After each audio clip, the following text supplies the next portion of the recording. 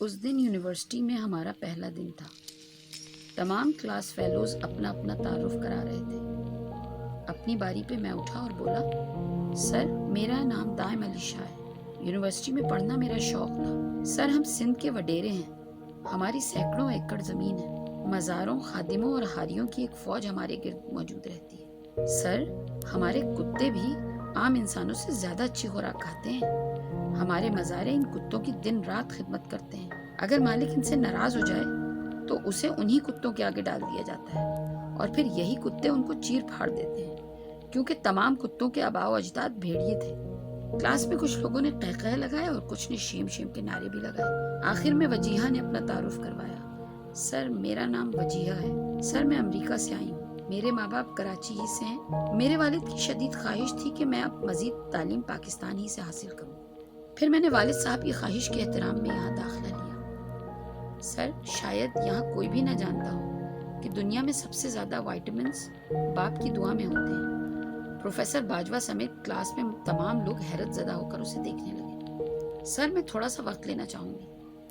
میرے بھائیوں اور بہنوں، میری آپ سے درخواست ہے، زندگی میں ہمیشہ مثبت سوچ اپنائیے، ہمیشہ زندگی کی خوبصورتیوں پر نظر رکھیے، محبتوں کو ہمیشہ اپنے فرائض میں شمار کریں۔ گلوبل وارمنگ کی سب سے بڑی وجہ ہماری منفی سوچیں ہیں۔ جب میں امریکہ میں 5ویں کلاس کی طالبہ تھی تو ہمارے کچھ بچوں کی ڈیوٹی تھی کہ اسکول کے بعد ہسپتال میں مریضوں کے ساتھ کچھ وقت گزاریں۔ جب میں ہسپتال گئی تو میں نے دیکھا ایک مریض جو کئی ہفتوں سے بے ہوش تھا، اس کو آکسیجن لگی ہوئی تھی اور اس کے ساتھ مشینیں لگی ہوئی تھی۔ میں روز جاتی اور اس بے ہوش مریض کا ہاتھ پکڑ کر بیٹھ جاتی اور کہتی، اے محترم انسان، میرے انکل، دنیا اور دنیا کی خوبصورتی آپ کا انتظار کر رہی ہے، آپ کے پیاروں کی آنکھیں آپ کو صحت مند اور چلتا پھرتا دیکھنا چاہتی ہیں۔ آپ جب سے اسپتال آئے ہیں، رب العزت نے بہت سی نئی خوبصورتیاں پیدا کر دی ہیں، جو پہلے خوبصورتیاں تھیں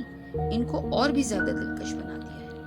اٹھو اور دیکھو، چاندنی راتیں اور معصوم بچوں کے قہقہے کتنے خوبصورت لگتے ہیں، تاریک راتوں کے کاغذوں پر جگنوں کی ٹمٹماتی روشنی کیسے اجالے لکھتی ہے، موسم بہار میں مسکراتے پھولوں پر رقص کرتی نازک تتلیوں کے پروں پر خوبصورت رنگوں سے بنے انتہائی دل فریب نقش و نگار کتنے بھلے لگتے ہیں۔ سورج کے طلوع اور غروب ہونے کا منظر سحر کر دیتا ہے۔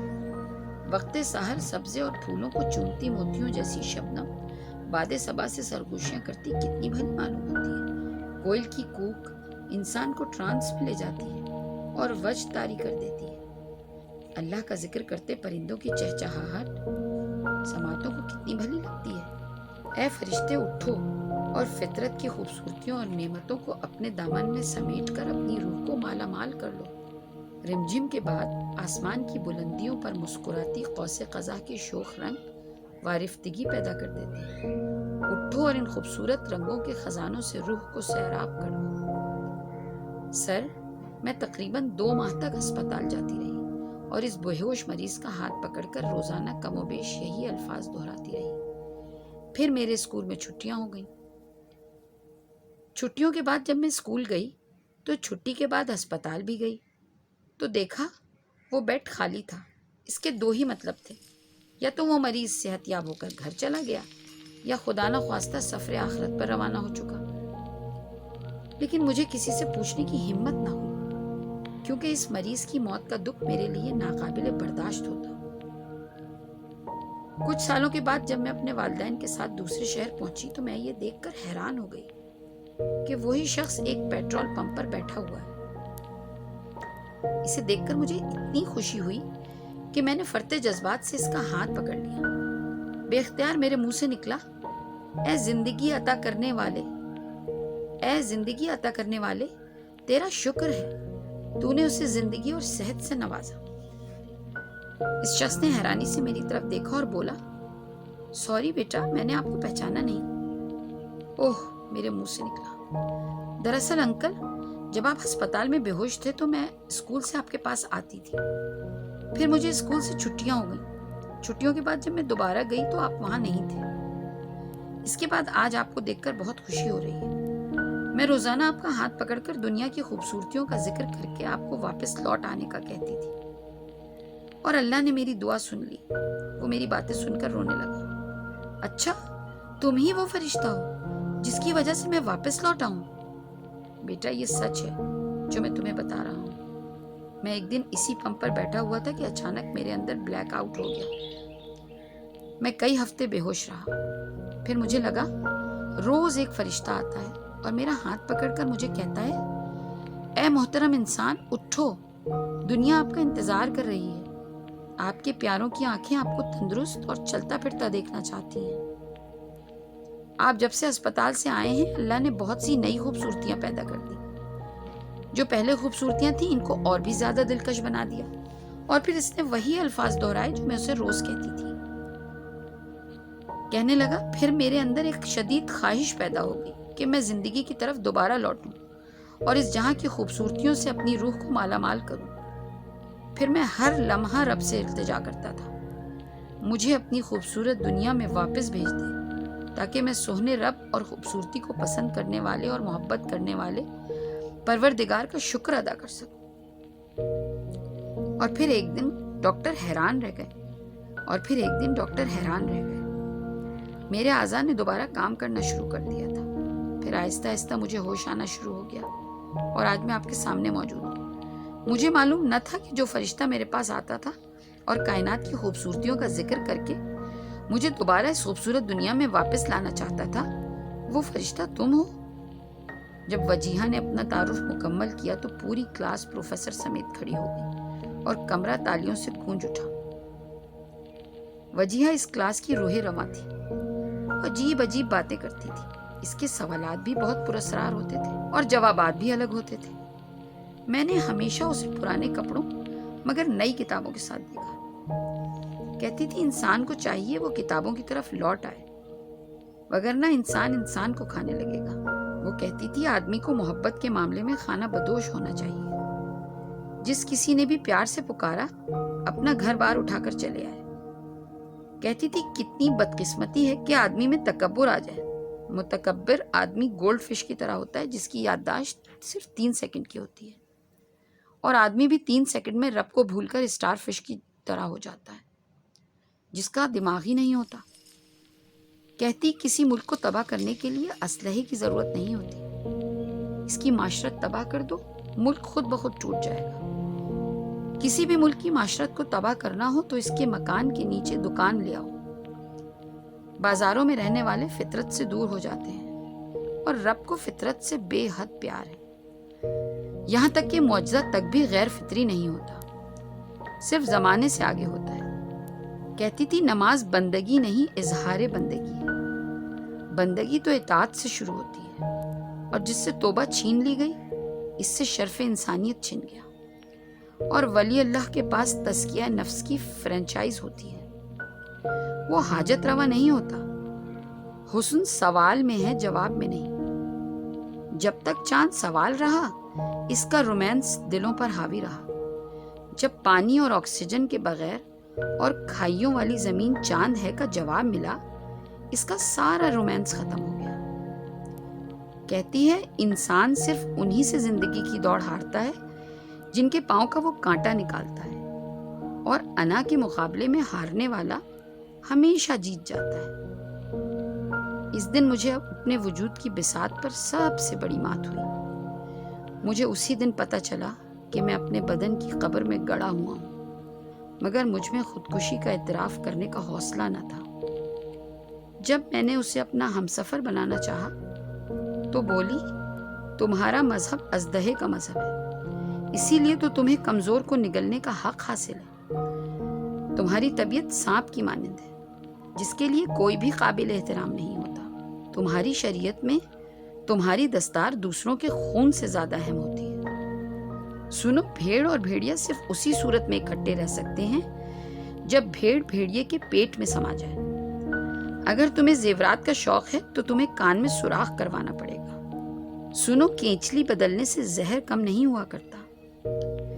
जीना चाहते हो तो अपनी जात की कैद से बाहर निकलो, जहां पहुंचकर इश्क इस काबिल होता है कि वो हिसारे जात को तोड़कर जिंदगी की एक नई सतह दरियाफ्त करता है, और जिंदाने जात से निकलने का वाहिद रास्ता इश्क है। اپنے اشرف المخلوقات ہونے پر شکر ادا کیا کرو۔ شکر کرنے والے کو حفاظت میں لے لیا جاتا ہے۔ اگر شکر ادا نہیں کرو گے تو تاوان ادا کرنا پڑے گا۔ میری اس بات پر غور ضرور کرنا، یہ بات زندگی کا نصاب تبدیل کرنے والی چیز ہے کہ خنزیر کی جسمانی ساخت ایسی ہے کہ وہ زندگی بھر آسمان کی طرف نہیں دیکھ سکتا۔ اس دن یونیورسٹی سے گھر آ کر میں بہت رویا تھا۔ میری سسکیاں تھیں کہ رکنے کا نام ہی نہیں لے رہی تھیں۔ مجھے جیسے اس کی یہ بات کھا گئی تھی کہ خنزیر کی جسمانی ساخت ایسی ہے کہ وہ عمر بھر آسمان کی طرف نہیں دیکھ سکتا۔ میں نے بھی تو عمر بھر نہ آسمان کی طرف دیکھا تھا اور نہ آسمانوں کے مالک کی طرف۔ میں نے اپنے اعمال تک کو دعاؤں کے سہارے سے محروم رکھا تھا۔ میں نے تو تمام عمر کبھی آسمان والے کی طرف رجوع ہی نہیں کیا۔ ایک لمحے کو بھی مجھے خیال نہیں آیا کہ کہیں ایسا تو نہیں جنہوں نے زندگی بھر آسمان اور آسمان والے کی طرف نہ دیکھا ہو، انہیں اگلے جنم میں خنزیر بنا دیا گیا ہو۔ اور پھر میں نے اس خیال کو فوراً ہی جھٹک دیا۔ میں ساری رات آسمان کی طرف دیکھ کر روتا رہا، رب سے معافی کی التجا کرتا رہا۔ مجھے اس دن معلوم ہوا مخلوق خدا سے محبت کرنے والوں اور قربانی دینے والوں سے رات کو آسمان باتیں کرتا ہے۔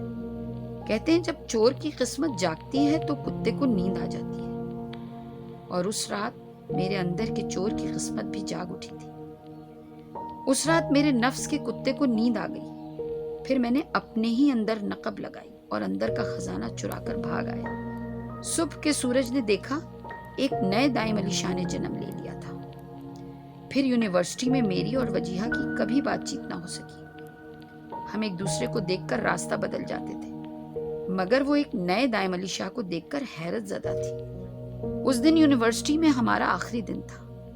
میں اپنے گاؤں روانہ ہو رہا تھا۔ میں کبھی اتنا بھی بدل سکتا ہوں، میں نے کبھی سوچا بھی نہیں تھا۔ میں نے اپنا سامان اٹھایا، دیکھا تو وہ ایک شجر کے نیچے تنہا بیٹھی تھی۔ میں نے اس کے پاس جا کر کہا، میں تم سے معافی مانگنے آیا ہوں۔ وہ اداس آنکھوں سے مسکرا دی۔ مجھے افسوس ہے، مگر یہ ضروری تھا، ورنہ تم عمر بھر آسمان کی طرف نہ دیکھ پاتے۔ میری زندگی کا نصاب بدلنے پر میں آپ کا مشکور ہوں۔ پلیز مجھے صرف 2 سوالوں کا جواب چاہیے۔ میں نے بیگ کو کندھے پر رکھ کر کہا، پوچھیے۔ میں عمر بھر اتنی محنت کے باوجود ناکام کیوں رہا؟ کامیابی کیسے ملتی ہے؟ اور 2 دن کے بعد عید قرباں ہے۔ فلسفہ قربانی کیا ہے؟ وجیہہ سر جھکائے کچھ دیر خاموش بیٹھی رہی، پھر بولی، ہر جگہ کا اپنا مزاج ہوتا ہے، اور کامیاب وہی ہوتا ہے جو اس جگہ اور موقع کی مناسبت اور مزاج کے مطابق چلے۔ اس کائنات کا بھی ایک مزاج ہے، جو بھی اس کے مزاج کے مطابق چلے گا، کائنات کی ہر چیز اس کے لیے مسخر کر دی جائے گی۔ کائنات میں موجود ہر چیز رب کی حمد و ثنا بیان کر رہی ہے، اور اس کائنات کا مزاج اللہ کی عبادت، فرما برداری اور پیروی رسول میں ہے۔ اس کائنات کا حسن قربانی ہے۔ غور کرو، درخت اپنا پھل خود نہیں کھاتا، نہ وہ اپنے سائے میں بیٹھتا ہے۔ دریا اپنا پانی کبھی خود نہیں پیتے۔ پہاڑ اپنے اندر چھپے معدنیات کے خزانے خود استعمال نہیں کرتے۔ بادل کے آنسو صحرا کی پیاس کے لیے ہیں۔ زندگی قربانی مانگتی ہے۔ اگر قربانی نہیں دو گے تو تاوان ادا کرنا پڑے گا، اور زندگی کا تاوان دنیا اور آخرت کی ناکامی ہے۔ وہ مجھے پلک بلک کر روتا دیکھ کر خود بھی رو پڑی اور سر جھکا کر آہستہ سے بولی، سنو، میں تمہارا انتظار کروں گی۔